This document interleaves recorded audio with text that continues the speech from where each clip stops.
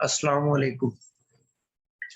आज हमारा group theory का 23rd लेक्चर है, जिसके अंदर हम डीकम्पोजेबल ग्रुप्स और कुछ प्रॉपर्टीज एक्सटर्नल डायरेक्ट प्रोडक्ट की और यूनिट्स ग्रुप को स्टडी करेंगे इस लेक्चर के अंदर। जी, first of all decomposable group क्या होता है, इसको हम स्टडी करते हैं। A group which is expressible as the direct product of its proper subgroups is called decomposable group। अगर हम किसी भी ग्रुप को डायरेक्ट उसके प्रॉपर सब ग्रुप्स के डायरेक्ट प्रोडक्ट की सूरत में लिख सकते हो तो ऐसा ग्रुप जो है वो डीकम्पोजेबल ग्रुप कहलाता है।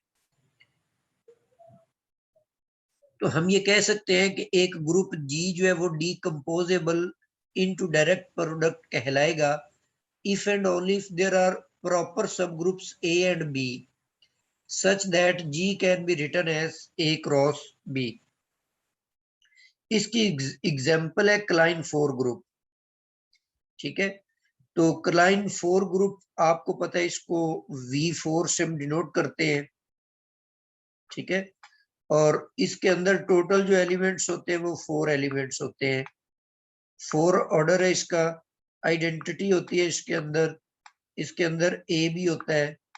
इसके अलावा इसमें एक एलिमेंट जिसको हम बी से डिनोट करते हैं और एक एलिमेंट होता है ए और बी का प्रोडक्ट। तो ये 4 एलिमेंट्स होते हैं इसके अंदर। अब इसके प्रॉपर सब ग्रुप्स की अगर हम बात करें तो एक हम सपोज कर लेते हैं, इसका सब ग्रुप हम ले लेते हैं सपोज एच के अंदर हम एलिमेंट्स लेते हैं, ई ले लेते हैं, आइडेंटिटी ले लेते हैं और एक ए ले लेते हैं। ठीक है, सेकेंडली हम जो सेकंड सब ग्रुप है वो के ले लेते हैं। इसके अंदर हम आइडेंटिटी एलिमेंट लेंगे और सेकंड एलिमेंट हम इसके अंदर बी लेंगे। तो अब यहां पर आप देख लें कि ये दोनों इसके प्रॉपर सब ग्रुप्स हैं। तो अगर हम H क्रॉस X लेते हैं, यहां से इंटरनल डायरेक्ट प्रोडक्ट अगर हम बना लेते हैं तो E को E से मल्टीप्लाई करेंगे तो आपके पास E आ जाएगा। E को B से मल्टीप्लाई करेंगे तो B आएगा। इसी तरह फिर A को E से मल्टीप्लाई करेंगे तो A आ जाएगा और A को B से मल्टीप्लाई करेंगे तो आपके पास AB आ जाता है। तो इट मीन्स ये आपके पास V4 के इक्वल है। ठीक है, इसको H क्रॉस K भी आप लिख सकते हैं। तो ये इंटरनल डायरेक्ट प्रोडक्ट है दो सब ग्रुप्स का।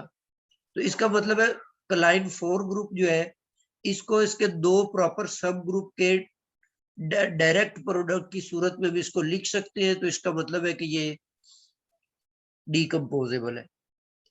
इनडीकम्पोजेबल क्या होता है? जो कंपोजेबल नहीं होता वो इनडीकम्पोजेबल होता है। मिसाल के तौर पर a cyclic group whose order is prime number. अब ऐसा क्यों है, प्राइम नंबर के लिए क्यों है? मसलन अगर आप एक साइक्लिक ग्रुप ले लेते हैं जिसका ऑर्डर है 5, ठीक है, 5 ऑर्डर का साइक्लिक ग्रुप, इसमें टोटल 5 एलिमेंट्स होंगे। 1 होगा उसमें, ए होगा उसके अंदर, सेकंड एलिमेंट उसमें होगा ए स्क्वायर होगा और ए क्यूब भी इसके अंदर आ जाएगा और ए रेज टू पावर 4 भी इसके अंदर आ जाएगा। अब इसमें आप देखें ये 5 एलिमेंट्स है टोटल, और अगर आप इसका प्रॉपर सब ग्रुप फाइंड आउट करना चाहते हैं तो सब ग्रुप का जो ऑर्डर होता है वो डिवाइड करता है ग्रुप के ऑर्डर को। अब ग्रुप का ऑर्डर 5 है तो 5 के डिवाइजर्स या तो 1 है और या 5 है, क्योंकि 5 एक प्राइम नंबर है। तो इसका मतलब है कि इस ग्रुप का प्रॉपर सब ग्रुप एग्जिस्ट ही नहीं करता। ठीक है, तो इसका प्रॉपर सब ग्रुप एग्जिस्ट नहीं करता, इस वजह से आप इस ग्रुप को दो प्रॉपर सब ग्रुप के डायरेक्ट प्रोडक्ट की सूरत में नहीं लिख सकते। तो इसका मतलब है कोई भी ऐसा ग्रुप जिसका ऑर्डर प्राइम होता है वो इनडीकम्पोजेबल होता है हमेशा। इसी तरह जो D3 है ये भी इनडीकम्पोजेबल है, क्योंकि इसके भी ऐसे कोई दो प्रॉपर सब ग्रुप एग्जिस्ट नहीं करते जिनको अगर हम मल्टीप्लाई करें तो वो आपके पास उस ग्रुप के बराबर आ जाए। अच्छा, नेक्स्ट आपके पास थ्योरम है डीकंपोजेबल ग्रुप्स के ऊपर। Every cyclic group whose order is composite number is decomposable. पीछे हम देख चुके हैं कि जिसका ऑर्डर प्राइम होता है ना वो इनडीकंपोजेबल होता है, उसको हम डीकंपोज नहीं कर सकते। लेकिन जिसका ऑर्डर कंपोजिट नंबर हो, प्राइम नंबर ना हो, जैसे एक साइक्लिक ग्रुप मैंने ले लिया, इसका ऑर्डर मैंने यहां पर लिया हुआ है 6, ठीक है। इसका ऑर्डर कितने 60 है, सॉरी 60 ऑर्डर का सब ग्रुप है। अब इसके सब ग्रुप्स कितने बनेंगे, तो इसके ऑर्डर को हम यूं लिख सकते हैं, सही है।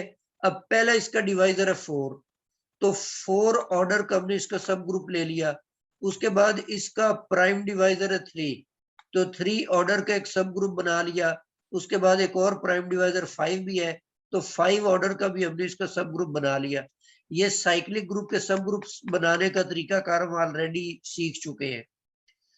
तो अब अगर आप देखें तो इन 3 सब ग्रुप्स को अगर हम मल्टीप्लाई करें तो ये आपके पास जी ग्रुप बन जाएगा। तो इसका मतलब है ये डीकंपोजेबल होते हैं।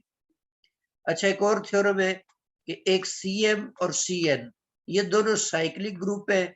एक का ऑर्डर एम फर्ज कर लिया और एक का ऑर्डर एन है, और इनके ऑर्डर्स जो है ना वो रिलेटिव प्राइम है। तो उस सूरत में इनका जो डायरेक्ट प्रोडक्ट बनेगा ना ये भी साइक्लिक होगा। दो साइक्लिक ग्रुप्स के अगर ऑर्डर प्राइम होते हैं, ठीक है, उनका जो डायरेक्ट प्रोडक्ट है वो भी साइक्लिक होगा।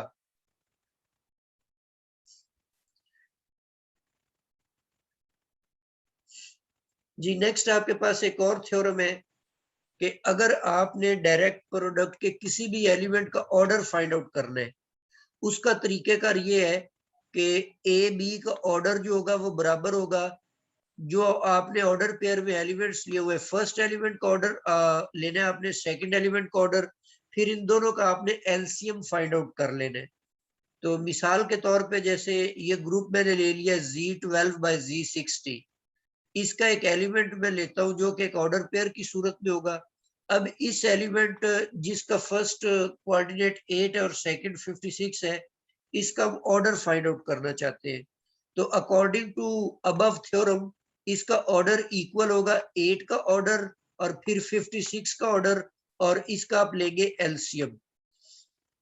अब हम पहले 8 का ऑर्डर फाइंड आउट करते हैं। तो Z12 में से 8 आ रहा है, तो इसका ऑर्डर कैसे फाइंड करेंगे, जो ऑलरेडी हमने फार्मूला सीखा हुआ है। ग्रुप का ऑर्डर लिखेंगे, नीचे ग्रुप के ऑर्डर से 8 का जीसीडी निकालेंगे, तो ये आपके पास 8 का ऑर्डर 3 निकल आता है। इसी तरह 60 का ऑर्डर 56 वाले ये 56 का ऑर्डर हम 60 वाले ग्रुप के अंदर निकालेंगे, तो उसका तरीका भी वही है, इसका ऑर्डर 15 निकलता है। तो 3 और 15 का अगर आप एलसीएम ले लेते हैं तो वो आपके पास 15 आ जाता है। तो इस एलिमेंट का 8 और 56 का जो ऑर्डर है वो आपके पास 15 आ जाते हैं। इसी तरह एक और एग्जांपल है इन कॉन्सेप्ट्स को समझने के लिए। Find the number of elements of order 5 in this group. ये एक डायरेक्ट प्रोडक्ट दिया है, इसके अंदर आपने ऐसे तमाम एलिमेंट्स की तादाद बतानी है जिनका ऑर्डर जो है ना वो 5 आ जाता है। 5 ऑर्डर वाले एलिमेंट्स है। इसका मतलब ये है कि अगर आप ये कहते हैं ना कि ऑर्डर ऑफ, फर्ज कर लेते हैं कि ये कोई भी आपने एक एलिमेंट ले लिया और इस एलिमेंट का ऑर्डर है 5। अब इस ऑर्डर पेयर का जो ऑर्डर होगा अकॉर्डिंग टू थ्योरम वो बनेगा LCM of order of A and order of B is equal to 5 लिख लेते हैं। अब दो नंबर्स का एलसीएम 5 कब आएगा, इसके केसेस बन जाते हैं दो। पहला केस ये है कि अगर ए का ऑर्डर जो है वो 5 हो और बी का ऑर्डर या 1 हो या 5 हो। अगर ए का ऑर्डर है ना 5 और बी का ऑर्डर 1 है, तो 1 और 5 इन दोनों देखें। फर्स्ट आपका जो ग्रुप है वो है Z15, तो उसके अंदर 5 ऑर्डर वाला एलिमेंट 5 है, क्योंकि अगर आप 5 को 5 से मल्टीप्लाई करेंगे तो 0 आ जाएगा। अब आपने बाकी एलिमेंट्स जो 5 ऑर्डर वाले हैं वो कैसे निकालेंगे, वो तमाम एलिमेंट्स होंगे जिनका आप 25 के साथ जीसीडी ले और वो 5 आ जाए। तो 10 का जीसीडी 25 के साथ 5 आता है, 15 का आता है और 20 का आ जाता है। तो ये चारों जो एलिमेंट्स है इनका ऑर्डर है 5। और बी के लिए आपके पास भी 5 चॉइसेस हैं, क्योंकि आप ऑर्डर 1 वाला भी बी में से लेंगे और ऑर्डर 5 वाले भी। तो सेकंड जो ग्रुप है वो है Z5। तो Z5 के अंदर तमाम एलिमेंट्स का ऑर्डर 5 होगा, क्योंकि ये एक साइक्लिक ग्रुप है जिसका ऑर्डर जो है वो 5 है और ये प्राइम नंबर है। तो प्राइम ऑर्डर होने की वजह से 1 का ऑर्डर भी 5 होगा, 2 का भी, 3 का भी और 4 का भी। 0 का ऑर्डर 1 होगा क्योंकि ये आइडेंटिटी एलिमेंट है। ठीक है, तो इसका मतलब है कि ये 5, 10, 15 और 20 ये आप फर्स्ट प्लेस पे रख सकते हैं एक ही जगह पर। तो कितने एलिमेंट्स है, ये 4 ये है और बी की जगह 5 एलिमेंट्स है। तो 4, 5, 20 हो गए टोटल। तो 20 एलिमेंट्स आपके पास ऑर्डर 5 के बनते हैं इस केस में। सेकंड केस में अगर आप ए का ऑर्डर 1 ले लेते हैं और बी का ऑर्डर 5 ले लेते हैं। ठीक है, अब फर्स्ट में आप ए का 5 तो ले चुके हैं, अब आप 1 लेंगे और बी में आप ऑप्शन में 1 नहीं ले सकते, क्योंकि 1 और 1 का एलसीएम तो 1 आ जाता है। तो इधर आपको 5 ही लेना पड़ेगा। तो अब यहाँ पर फर्स्ट एलिमेंट का ऑर्डर 1 है तो वो तो आइडेंटिटी होगा, ये तो अंडरस्टूड बात हो गई। और सेकंड का 5 है तो उसके लिए आपके पास ये टोटल 4 पॉसिबिलिटीज है। तो 4 को 1 से मल्टीप्लाई करते हैं तो ये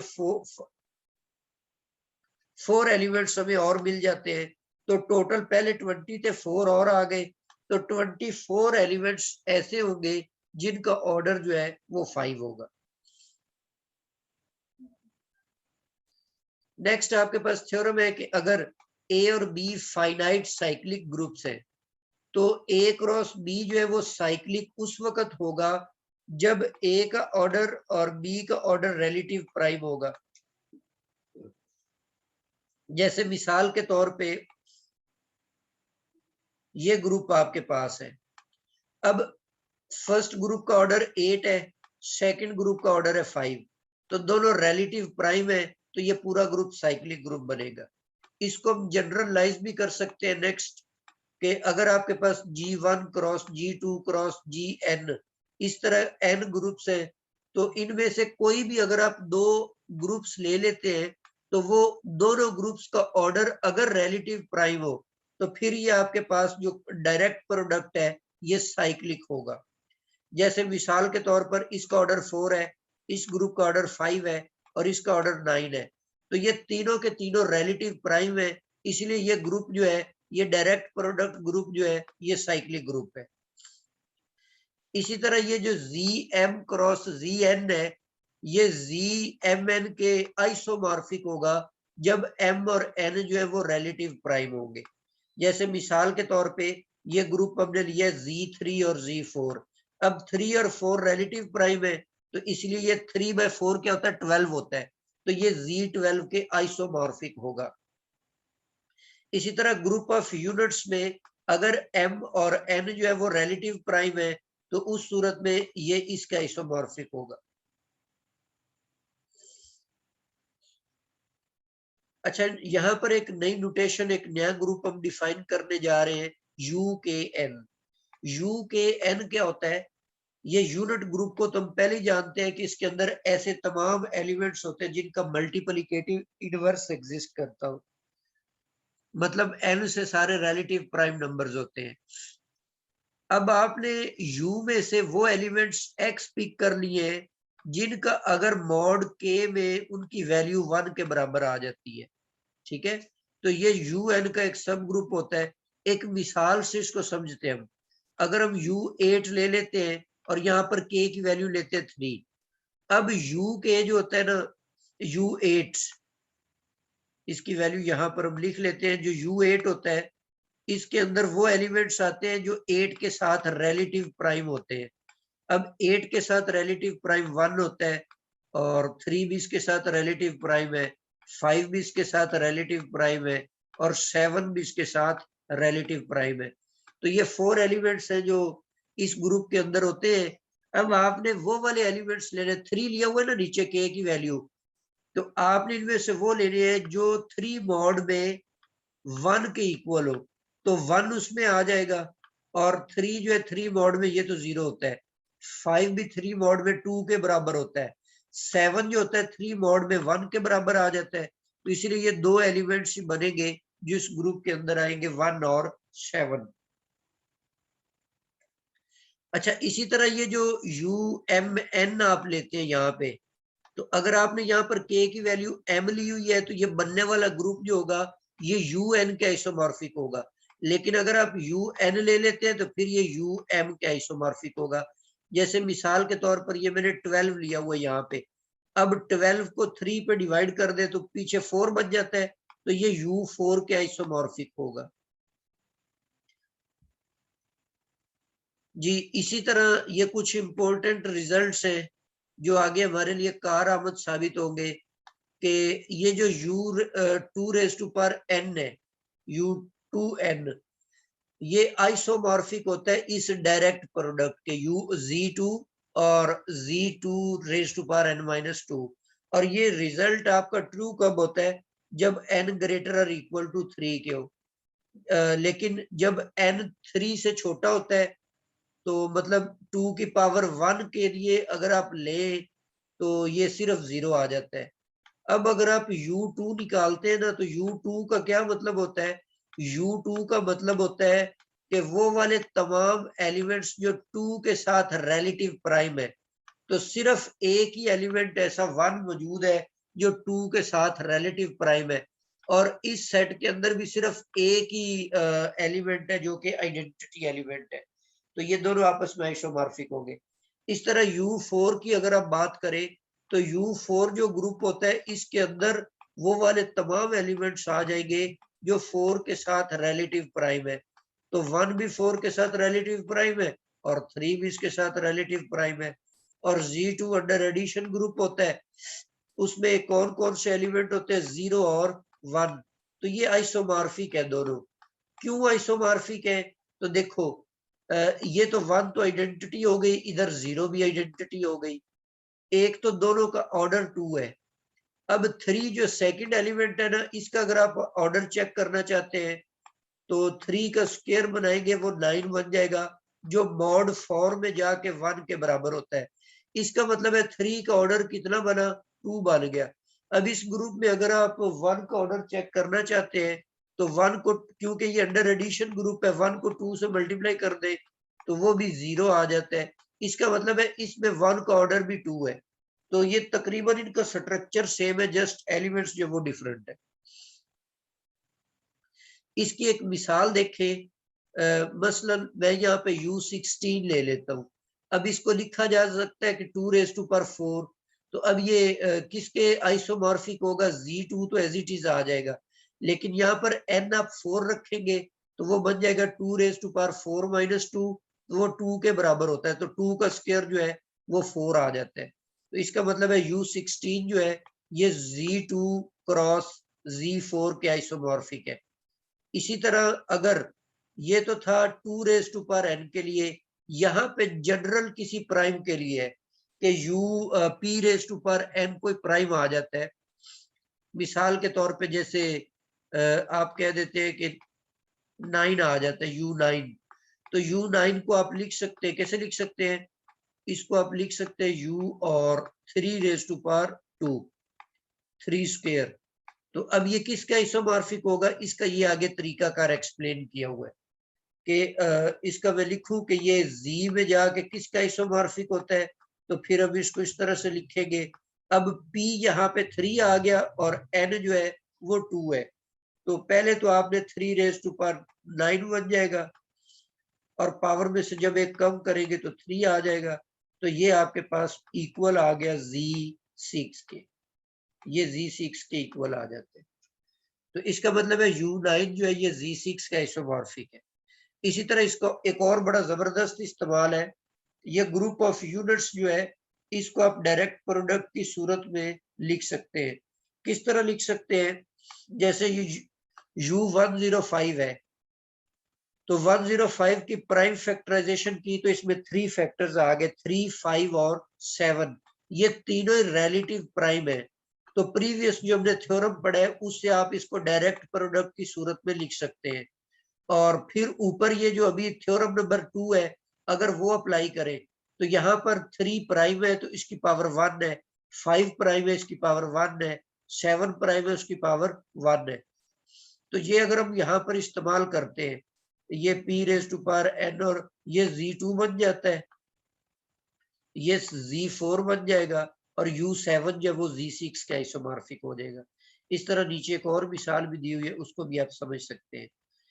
नेक्स्ट आपके पास है the order of any non identity element of zp cross zp is p where p is prime. मिसाल के तौर पे एक आपको मैं एग्जांपल भी दे देता हूं कि यहाँ पे आपके पास है z5, फिर क्रॉस है z5, लाजमी नहीं ये 2 के लिए हो, 2 से ज्यादा भी है, ये जनरल रूल है। इस तरह यहाँ पे भी आ जाता है z5। तो अब ये एक ऐसा ग्रुप है जिसका ऑर्डर कितना बनेगा, 1 2 5, 125 इसका ऑर्डर बनेगा, 125। तो इसके अंदर टोटल एलिमेंट्स कितने, 125 है। इसकी आइडेंटिटी कौन सी होगी, इसकी आइडेंटिटी है 0 0 और 0, क्योंकि ये तीनों जो है ये अंडर एडिशन ग्रुप होते हैं। अच्छा, ये आइडेंटिटी का जो ऑर्डर है वो तो 1 है। इसके अलावा नॉन आइडेंटिटी जितने भी एलिमेंट्स है ना इसके अंदर, मिसाल के तौर पे इसके अंदर ये वाला भी एलिमेंट्स पड़ा हुआ है 1 2 और 3, तो इस एलिमेंट का ऑर्डर भी 5 होगा। नॉन आइडेंटिटी जितने भी एलिमेंट इसके अंदर है उन तमाम का ऑर्डर जो है वो 5 होगा। यहाँ पर कुछ एग्जांपल्स है। फर्स्ट एग्जांपल है कि ये एक डायरेक्ट प्रोडक्ट दिया हुआ है z क्रॉस z। तो ये पूछा हुआ है कि क्या ये एक साइक्लिक ग्रुप है। अच्छा, हम मान लेते हैं कि ये एक साइक्लिक ग्रुप है और इसका जनरेटर ये एलिमेंट है। तो अगर आप अब ये ऑर्डर पेयर ले लेते हैं a और b प्लस 1, तो ये तो इसको नहीं बिलोंग करेगा, ठीक है, क्योंकि ये अंडर एडिशन दोनों ग्रुप्स है ना। तो इसका मतलब है कि a और b इससे जनरेट होने का मतलब है कि सारे के सारे एलिमेंट्स इसके मल्टीपल्स होंगे। तो ये तो इसका मल्टीपल नहीं है, हालांकि ये इस सेट को जरूर बिलोंग करेगा, ठीक है, लेकिन ये इस साइक्लिक रोटेशन को बिलोंग नहीं करता। तो ये कंट्राडिक्शन है, इसका मतलब है ये साइक्लिक ग्रुप नहीं है, क्योंकि इस तरह का कोई भी ऑर्डर पेयर इसका जनरेटर बनने को तैयार नहीं है। तो इसका कोई जनरेटर नहीं एग्जिस्ट करता जो इस पूरे ग्रुप को जनरेट कर सके, तो ये एक साइक्लिक ग्रुप नहीं है। नीचे एक और सवाल है कि give example of 2 non isomorphic groups of order n square. तो zn स्क्वायर और zn क्रॉस n ये नॉन आइसोमॉर्फिक है, क्योंकि अभी मैंने आपको ये बताया कि zm क्रॉस zn ये आइसोमॉर्फिक होगा, किसके आइसोमॉर्फिक होगा, ये आइसोमॉर्फिक होगा ZMN के। लेकिन शर्त क्या थी, शर्त ये थी m और n जो है वो रिलेटिव प्राइम हो, उस सूरत में ये आइसोमॉर्फिक होते हैं। लेकिन अगर आप यहाँ पर n ले रहे हैं और यहाँ पर भी n ले लेते हैं तो ये तो रिलेटिव प्राइम नहीं है। तो इसका मतलब ये है कि zn स्क्वायर के ये आइसोमॉर्फिक नहीं होगा। अच्छा, एक और मिसाल है कि आपने ना ये साबित करना है कि जो C है कॉम्प्लेक्स नंबर्स का जो सेट है, अंडर एडिशन ये ग्रुप होता है। इस तरह R क्रॉस R ये भी अंडर एडिशन ग्रुप होता है, प्लेन जिसको आप कार्टेशियन प्लेन भी बोलते हैं। तो आपने ये प्रूफ करना है कि ये दोनों आइसोमॉर्फिक है। अच्छा, इसको आइसोमॉर्फिक प्रूफ करने के लिए एक मैपिंग हम डिफाइन कर लेते हैं C से R क्रॉस R पर। वो ऐसे करते हैं कि C में से कॉम्प्लेक्स नंबर पिक करते हैं और उसको ऑर्डर पेयर की सूरत में लिख देते हैं। तो इस मैपिंग को आप प्रूफ कर सकते हैं कि ये होमोमॉर्फिज्म भी है, इसके अलावा ये बाइजेक्टिव भी है। तो इजीली ये प्रूफ हो जाएगा कि ये एक आइसोमॉर्फिज्म है। अच्छा, नेक्स्ट वही प्रीवियस थ्योरम वाला कि एक नॉन आइडेंटिटी एलिमेंट जो इस ग्रुप के अंदर, वो आप बताएं उसका ऑर्डर कितना होगा। अब इसमें आप देखें ये तीनों 3 3 के बराबर है, तो इसका मतलब है किसी भी नॉन आइडेंटिटी एलिमेंट का ऑर्डर जो है वो 3 के बराबर होगा। अच्छा, यहाँ पर कुछ हमारे पास एक्सरसाइजेज है। फर्स्ट एक्सरसाइज है कि हाउ मेनी सब ग्रुप्स डज द ग्रुप, ये एक्सटर्नल डायरेक्ट प्रोडक्ट की एक और नोटेशन है। ये जो आप जी क्रॉस लिखते थे ना, कई बुक्स के अंदर एक्सटर्नल डायरेक्ट प्रोडक्ट की उसने ये नोटेशन भी लिखी हुई है, और इसके अलावा एक्सटर्नल डायरेक्ट प्रोडक्ट के लिए ये प्लस जो सर्कल के अंदर इस तरह भी उसने ये नोटेशन लिखी हुई है। तो दोनों का मतलब सेम ये यही ग्रुप होता है एक्सटर्नल डायरेक्ट प्रोडक्ट। तो अब उसने ये पूछा है कि इसके अंदर जो सब ग्रुप्स है ना, हाउ मेनी सब ग्रुप्स दिस ग्रुप हैव। अब इसमें आप देखें ये 3 भी, ये यहाँ पर 3 लिखा हुआ है और ये 16 है, मतलब इस ग्रुप का ऑर्डर 3 है, इसका ऑर्डर है 16, और दोनों रिलेटिव प्राइम हो गए। जब ये रिलेटिव प्राइम है तो इसका मतलब है कि ये एक साइक्लिक ग्रुप है, सही है। तो ये एक साइक्लिक ग्रुप होने की वजह से इसके जितने डिवाइजर्स होंगे, ये हमने एक थ्योरम पढ़ रखा है कि साइक्लिक ग्रुप के नंबर ऑफ डिवाइजर जितने भी होते हैं ना, हर एक डिवाइजर के लिए एक सब ग्रुप एग्जिस्ट करता है, वो डिवाइजर उसका ऑर्डर होता है। तो अब यहाँ पर इसका ऑर्डर देख ले कितना है, तो 16 को 3 से मल्टीप्लाई कर दें, 16 को 3 से मल्टीप्लाई करते हैं तो इसका ऑर्डर बनता है 48। अब 48 के आप नंबर ऑफ डिवाइजर्स निकाल लें, तो आपको याद होगा नंबर ऑफ डिवाइजर निकालने का एक फार्मूला भी मैंने आपको बताया था कि अल्फा 1 + 1 और फिर अल्फा 2 + 1, ठीक है। तो इसी तरह चलते जाए, पहले आप उसकी प्राइम फैक्टराइजेशन करें। 48 की प्राइम फैक्टराइजेशन की तो ये बना 2⁴ और 3⁴1। तो जब आपने इसको प्राइम की पावर में लिखा तो पावर में 4 आ गया, ये अल्फा 1 की वैल्यू है। तो अल्फा 1 आपने 4 लगा दिया, 3 की पावर 1 है, वो अल्फा 2 की वैल्यू है। दोनों को मल्टीप्लाई करेंगे तो आपके पास 10 आ जाता है। इसका मतलब है 48 के 10 डिवाइजर्स है, तो इसके 10 सब ग्रुप एग्जिस्ट करेंगे। तो ये सेकंड ऑप्शन जो है ये ट्रू ऑप्शन है। नेक्स्ट आपके पास है which of the following is cyclic group. अब इसमें आप देखें 2 और 4 ये रिलेटिव प्राइम नहीं है, 2 और 6 रिलेटिव प्राइम नहीं है, बट 3 और 4 रिलेटिव प्राइम है, तो ये एक साइक्लिक ग्रुप होगा। इसमें भी 3 और 6 रिलेटिव प्राइम नहीं है, तो सिर्फ ये सी ऑप्शन जो है ये इसकी ट्रू ऑप्शन।